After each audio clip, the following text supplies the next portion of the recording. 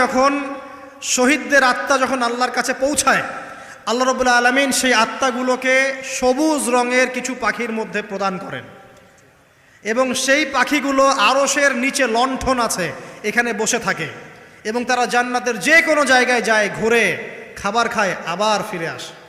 আল্লাহ পাক তাদেরকে বলেন যে তোমরা কি চাও, তোমরা কি চাও? শহীদরা কিচ্ছু বলতে পারে না, কি চাইবো, আল্লাহ এত নিয়ামত দিয়েছেন, কি চাইব?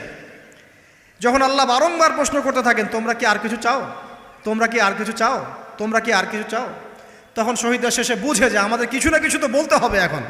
তখন তারা বলে, হে আল্লাহ, আমরা আরও একবার পৃথিবীতে যেতে চাই এবং তোমার পথে জীবন দিয়ে আবার ফিরে আসতে চাই। আল্লাহ পাক বলেন এই সুযোগ তো আর নেই, অতএব তোমাদের আর কিছু চাওয়ার নেই, তোমরা এখানেই থাকো। আরেকটা হাদিস শোনেন, রাসূলুল্লাহ সাল্লাল্লাহু আলাইহি ওয়াসাল্লাম বলেছেন, এই হাদিসটা ওমর রাদিয়াল্লাহু আনহু থেকেও এসেছে, হে মুসলিমরা, তোমরা যদি